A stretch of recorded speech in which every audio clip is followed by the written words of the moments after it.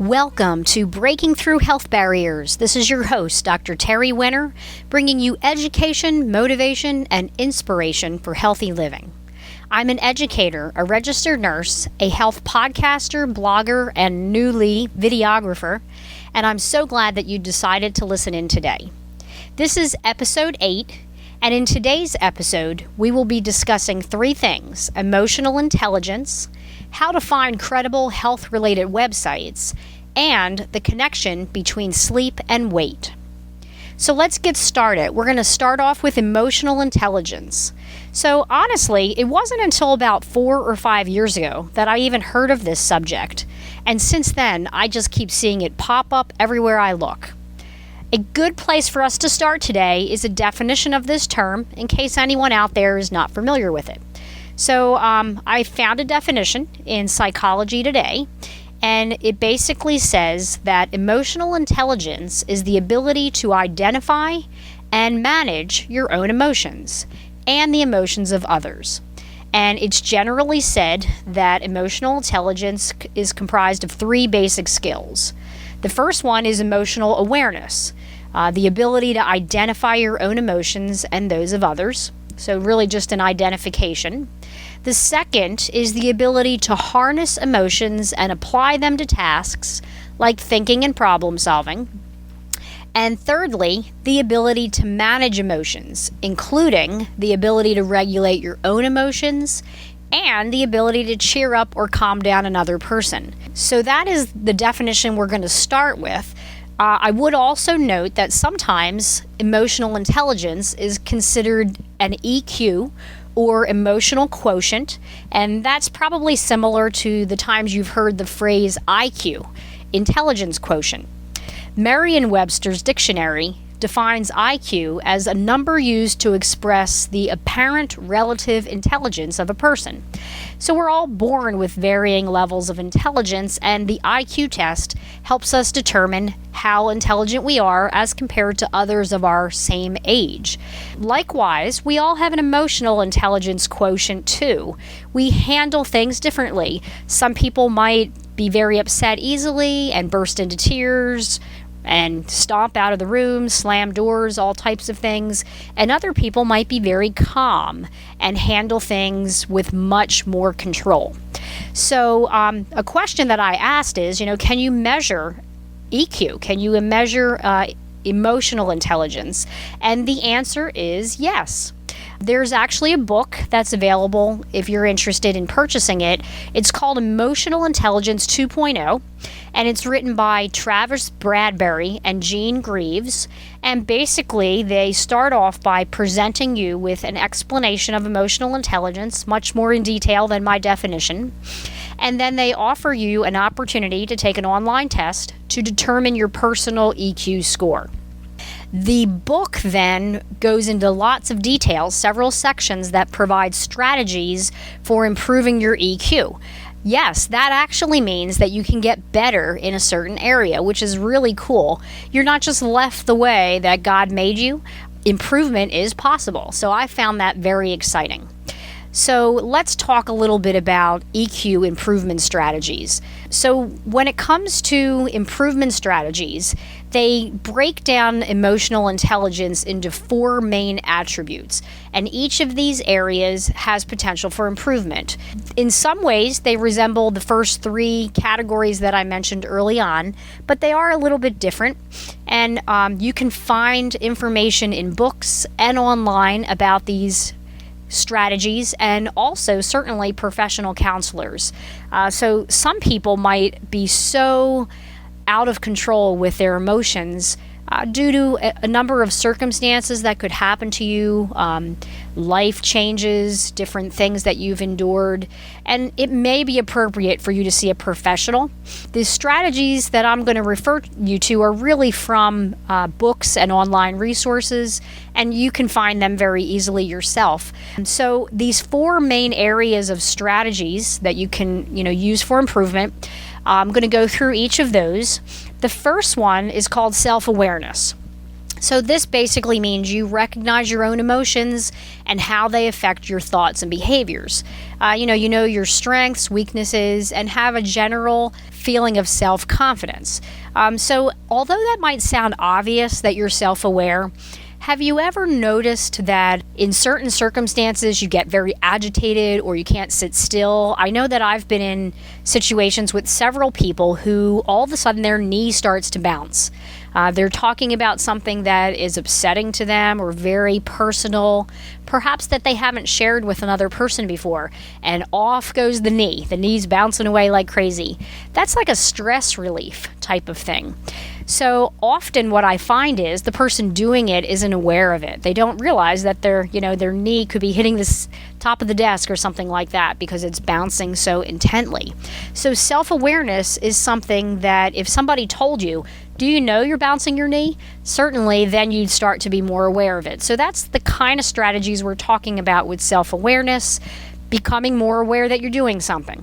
Self-management is the second category, and that means you're able to control impulsive feelings and behaviors, that you're able to manage your emotions in a healthy way. You take initiative, you follow through on commitments, you adapt to changing circumstances. So this is kind of a little bit of a flashback to my childhood, but I was a major foot stomper, door slammer.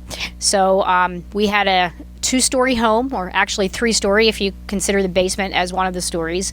But often when I would be upset about something, I would stomp up the stairs or I would skip steps, landing in a more harsh way on the steps, and eventually get to my room and slam the door as loud as I could. At the time, I didn't even think about that. That's just how I was. That's how I released stress. It's how I made sure everyone in the vicinity knew that I was upset about something. Obviously, that lacked a lot of self-control. It was not managing my emotions in a healthy way. It was not, adapting to circumstances. It was stomping my feet to try to get my own way. Perhaps a little manipulation, those type of things. The good news is I no longer behave that way. I have found strategies that help me improve in that area. But that is another area, self-management, that we can work on. The third attribute of improvement would be social awareness. This means that you can understand the emotions, needs, and concerns of other people. You pick up on emotional cues. You feel comfortable socially, and you recognize the power dynamics in a group or organization. So I think most of the time when you're in a group meeting or a setting where there are a lot of people speaking up, you can tell who's in control. You can tell who is not going to be happy with certain decisions or certain tasks that they're assigned. Being aware of that is also very important to your emotional stability. So in addition to your self-awareness, you also want to be aware of the social environment as well. As a teacher, I know that sometimes I can tell that the class is upset about something that I've decided. They may feel like I've assigned something that is too challenging or not really worth their time, and they ask for a change. And not that I never make a change, but usually when I've designed the course a certain way, it's because I have objectives and goals that the students may not agree with. So if I say no, there might be discontent in the room, and you can really start to feel that. So being socially aware. And then the last category that we're going to talk about with improvement strategies is relationship management. This means that you know how to develop and maintain good relationships. You communicate clearly, you inspire and influence others, you work well as a team, and you manage conflict. All good stuff. And I want to take a minute to just kind of talk about an example. And I'm going to use the last category, the relationship management. So imagine that someone had a low relationship management score and they really wanted to improve it. Our nonverbal communication influences our relationships. And, using a personal example of a lack of relationship management, I noticed that when I get irritated about something being said it might be upsetting to me, or it might not be 100% accurate, I start to get this feeling like I need to get out of my skin. And I know that sounds like really crazy. Who would want to get out of their skin? I feel this energy that I need to do something, but it's not always appropriate to get up, walk around, or anything like that. So I actually will start to twitch my shoulders. I will get antsy. I can't sit still. I might start to adjust my upper body one way or the other way. So in the beginning, I wasn't aware that I was doing this, but somebody else would notice that in me. My husband in particular pointed out that he noticed that I was getting upset about something when I started to move around and twitch. But imagine that someone is talking with me one-on-one and they're telling me about something that didn't go well or something that they're upset about, and I start to twitch around like that. That is going to be noticeable to them. They're going to start seeing that it's bothering me if their own awareness is cued in. So it is certainly not likely to cause a sense of peace and calm if someone sees me twitching. It may even end the conversation, because if they don't feel like they're getting through to me, or they don't feel progress is being made, that could end the discussion right then and there. So once I became aware of this tendency, mostly by my husband pointing it out, I've learned that there are strategies I can use to stop that from occurring so much. I can mentally talk myself down. Say, okay, I can, you're noticing that you're getting upset about this. You can't fix it right now, or it's not appropriate to say anything right now about it. So relax, calm down. Don't allow those twitching motions to happen.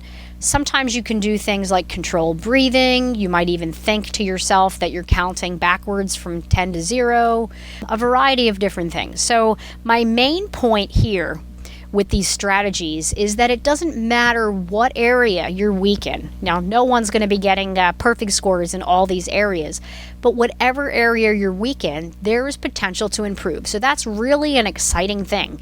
We have the potential to manage our emotions better. So you're not alone if you notice that you have a tendency to, be oblivious or unaware that things are happening. There's definitely hope. So I hope you like that information. If you are interested, in more information, I do encourage you to get the book, take the test, and certainly read that on your own.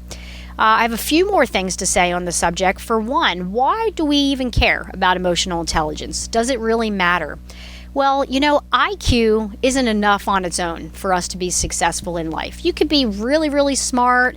A good IQ is going to get you into the right college, but your emotional intelligence, or your EQ, is going to be what helps you manage the stress and emotions of dealing with college life and regular life. So IQ and EQ really need to work hand in hand. Obviously, the higher your scores are in both areas, the more beneficial. But the IQ isn't likely to change much, where the EQ, we do have some growing room. So, that the book is available for you. I do have a link on the website. Feel free to use that. I also know firsthand that many libraries have copies of this book also, so you can borrow it. The one caution is that if you don't purchase it new, you won't get the access code to take the test online. But it's your decision. You don't have to take the test. You can also learn from reading the material. And in addition to that, certainly do your own online searches and read over tips and suggestions that other authors might have put online.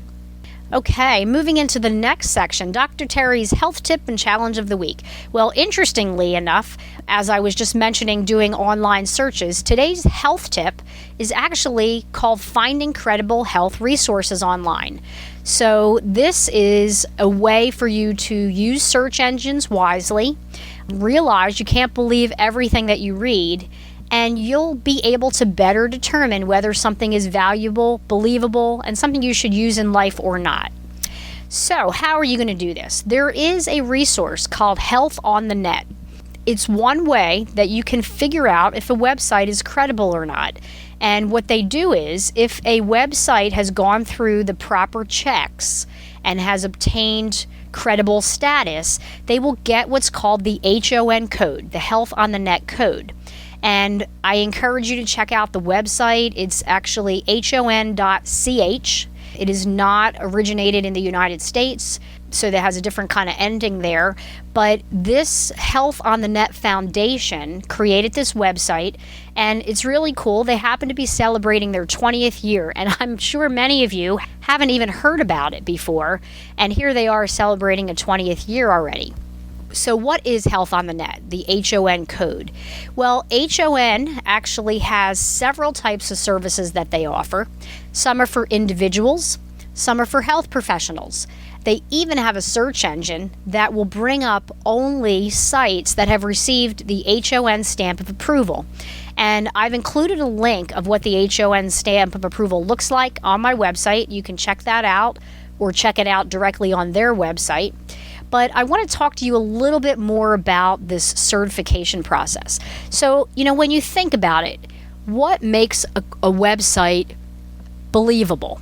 Is it, that it's filled with advertisements and they have all kinds of pop-ups on the screen, or is it something deeper, something more meaningful?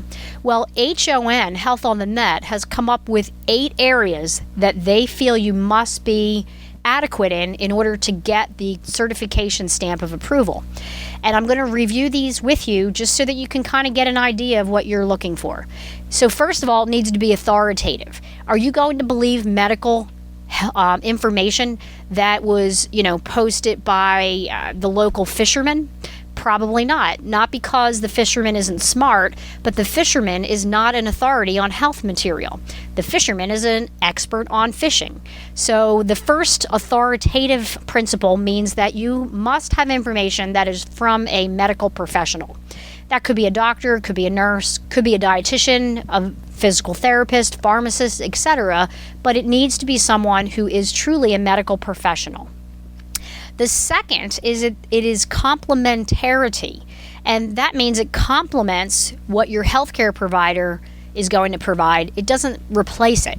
So we're not trying to do away with doctors. We're not trying to do away with pharmacists or any type of support services, but websites should offer you complementary information. Confidentiality, that means it doesn't disclose any private information. So, maybe there was a really good case that happened in a particular doctor's office, but, they're not going to post online, oh, Mrs. Smith had a case of XYZ, and you can contact her at the following email address. That would violate confidentiality, so you won't find that on any of the HON sites.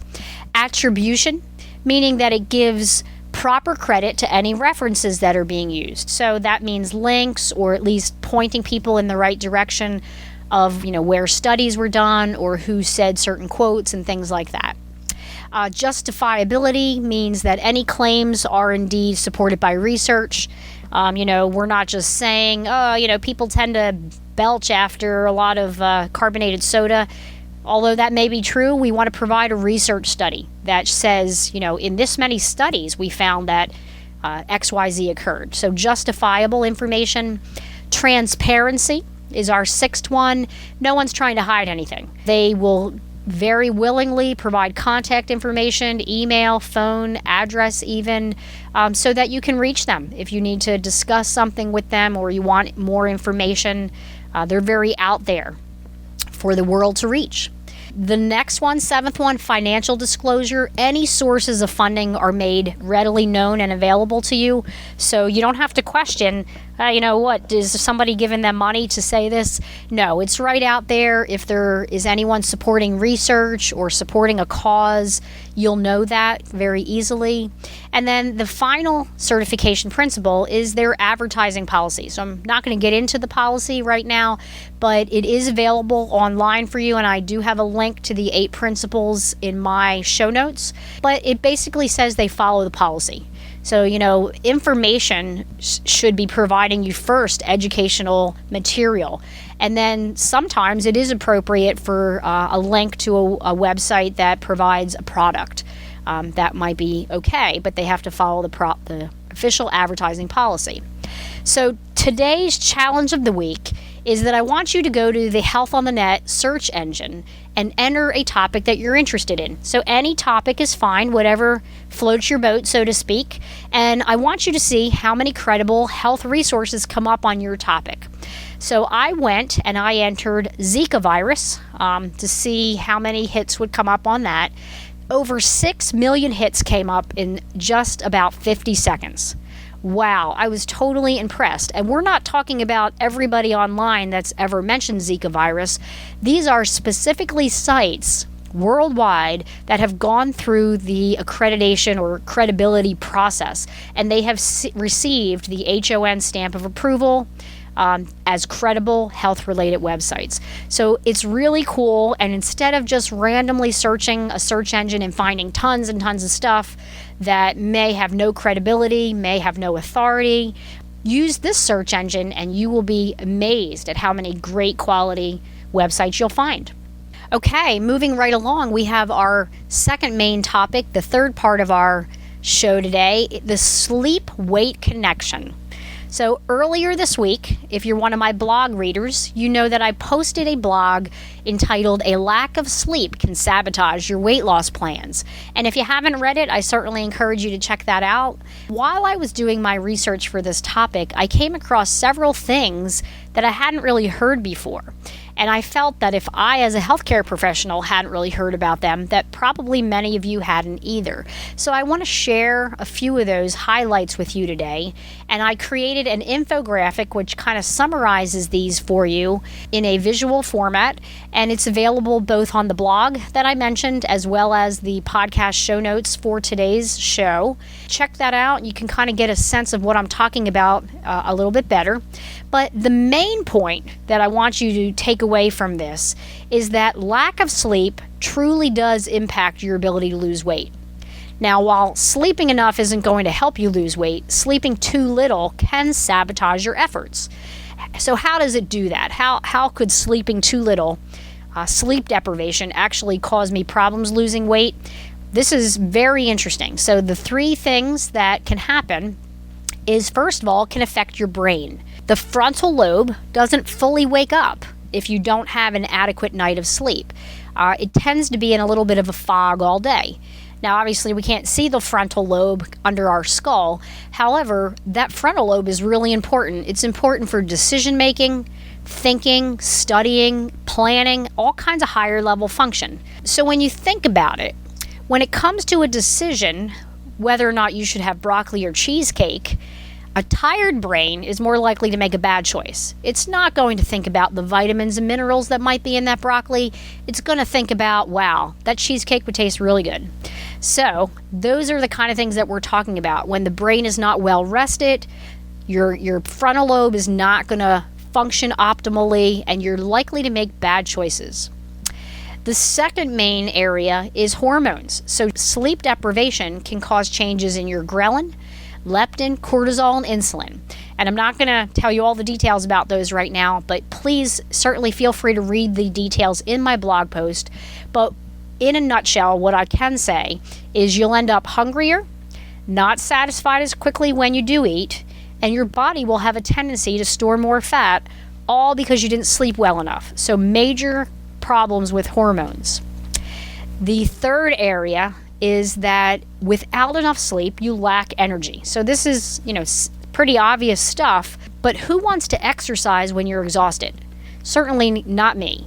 When I'm tired, I'm more likely to want to take a nap, or if I can't, at least choose sedentary things. So I'll sit on the couch, watch a TV show, do computer work, read a book, even work on some type of craft project, types of things like that. Heck, I've even sat around thinking and writing notes and things like that. But I'm not real likely to get up and get motivated to go to the gym or to walk around the block, run around the block, use any kind of exercise equipment.